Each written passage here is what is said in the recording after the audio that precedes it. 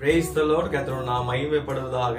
இந்த நாள்ல கூட உங்களை சந்திப்பதுல ரொம்ப சந்தோஷம். கர்த்தர் உங்களை ஆசீர்வதித்து நடத்துவாராக. இந்த நாள்ல கூட கர்த்தருடைய வார்த்தையை நாம் தியானிக்க போகிறோம். ரொம்ப நாட்களாக நாங்கள் வீடியோ போடல, சில பலவீனத்தின் நிமித்தமாக எங்களால போட முடியல.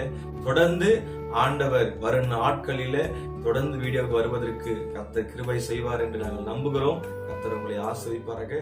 தொடர்ந்து வீடியோக்கள் எல்லாம் பாருங்க, அநேகருக்கு இதை பகிர்ந்து கொள்ளுங்க. கர்த்தர் உங்களை ஆசீர்வதிப்பாராக. ஆண்டுடைய வார்த்தைக்கு நேராக நாம் கடந்து போவோம். யோபினுடைய சரித்திரம் 8ஆம் அதிகாரம் 7ஆம் வசனத்தை நாம் வாசிக்கலாம். உம்முடைய துவக்கம் அற்பமாயிருந்தாலும் உம்முடைய முடிவு சம்பூர்ணமாயிருக்கும். அருமையான ஒரு வேத வசனத்தை ஆண்டவர் இன்றைக்கு கொடுத்திருக்கிறார். இந்த வேத வசனத்துல சொல்லப்பட்டது போல ஆரம்பம் அற்பமாய் தோன்றலாம், ஆனால் முடிவை சம்பூர்ணமாய் மாற்றுகிற பரிசுத்த ஆவியானவர் நம்மோடு கூட இருக்கிறார். பாருங்க, யோபனுடைய வாழ்க்கையில கூட அவன் ஆரம்பம் அற்பமா இருந்தது, ஆனால் முடிவை சம்பூர்ணமாய் மாற்றினார். அவனுடைய வாழ்க்கையில எல்லாவற்றையும் இழந்து ஒன்றுமே இல்லாத நிலைமையில அவனுடைய பிள்ளைகளை இழந்து, அவனுடைய ஆடு மாடு கோழிகள், அவனுடைய ஒட்டகங்கள், அவனுடைய வேலையாட்கள் எல்லாவற்றையும் இழந்து நிற்கதியாய் நிற்கிற ஒரு நிலைமையில யோபு இருந்தான். எல்லாவற்றையும் இழந்து போன போதிலும் ஒரு வார்த்தை கூட ஆண்டவரை பார்த்து ஏன் ஆண்டவரே அப்படின்னு அவன் கேட்கவே இல்லை.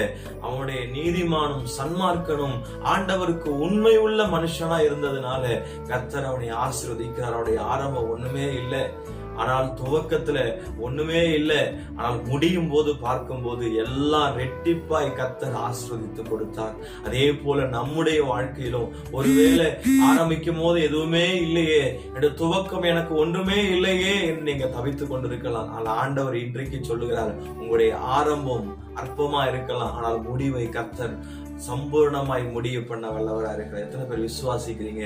நீங்க விசுவாசித்தால் தேவனுடைய மகிமையை காண்பாய் என்று வேதவசனம் சொல்லுகிறது.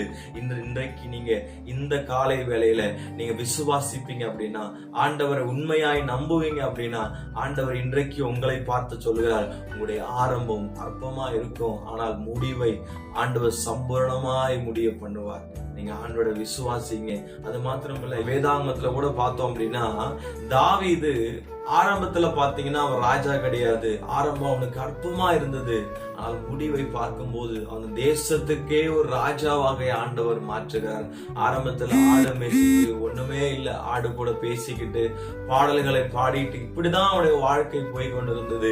ஆனால் ஆண்டவருக்கு உண்மையும் உத்தமமாய் அந்த ஆடுகளை மேய்க்கும் போது கூட கர்த்தரை பாடி துதித்து ஆண்டவரை மகிமைப்படுத்தினதுனால ஆண்டவர் அவனை உயர்த்தினார். அவனை தேசத்திற்கு அதிபதியாக, தேசத்துக்கு ராஜாவாக கர்த்தர் மாற்றினார். அதே போல நாம ஆண்டவருக்கு உண்மையும் உத்தமமாய் இருக்கும் போது ஆரம்பம் அற்பமாய் இருக்கும், அது ஒண்ணுமே இல்லாததை போல இருக்கும், ஆனால் முடிவு வரும்போது அது ஆண்டவர் சம்பூர்ணமாய் மாற்றுவார். எதை குறிச்சு கலங்காதீங்க, எதை குறிச்சு நீங்க பயப்படாதீங்க. ஆண்டவர் உங்களோடு கூட இருக்கிறார். எல்லா பலவீனங்களையும் மாற்றி, எல்லா போராட்டங்களையும் மாற்றி, எல்லா துக்கத்தையும் ஆண்டவர் மாற்றி இன்றைக்கு சம்பூர்ணமான ஒரு சமாதானத்தை, ஒரு விடுதலை ஆண்டவர் கொடுக்க போகிறார். ஆரம்பம் அப்படிதான் இருக்கும், அவர் முடிவை கர்த்தர் சம்பூர்ணமாய் மாற்றுகிறவர் நம்மோடு கூட இருக்கிறார். கண்களை மூடி ஜெபிப்போமா? விசுவாசத்தோடு ஜெபம் பண்ணுங்க. கர்த்தர் இன்றைக்கு இந்த வாக்குத்தத்தின்படியாய் கர்த்தர் உங்களை ஆசீர்வதிப்பாராக. எல்லாரும் ஜெபிப்போம்.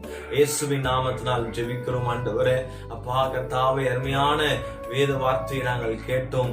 ஆண்டவரே அப்பா, உம்முடைய நாமத்தின்படியாய் ஆண்டவரே நீ கர்த்தாவே எங்களுடைய வாழ்க்கையில் ஆரம்பம் அற்பமாய் தோன்றலாம், முடிவு சம்பூர்ணமாய் மாற்றுவேன் என்று வாக்கு கொடுத்திருக்கிறீங்க. அதன்படியாய் இந்த வேத வசனத்தை கேட்டிருக்கிற ஒவ்வொரு பிள்ளையுடைய வாழ்க்கையிலும் ஆரம்பம் அற்பமாய் தோன்றலாம், ஆனால் முடிவை சம்பூர்ணமாய் மாற்றுகிறவர் இது ஆசீர்வதிக்கும்படியாய் ஜெபிக்கிறோம். உடைய கரத்தில் நாங்கள் தாழ்த்தி தருகிறோம், பொறுப்படுத்திக் கொள்ளும். இயேசுவின் நாமத்தால் ஜெபிக்கிறோம் ஜீவனுள்ள நல்ல பிதாவே. ஆமென், ஆமென். God bless you. கர்த்தர் உங்களை ஆசீர்வதிப்பாராக. ஆமென்.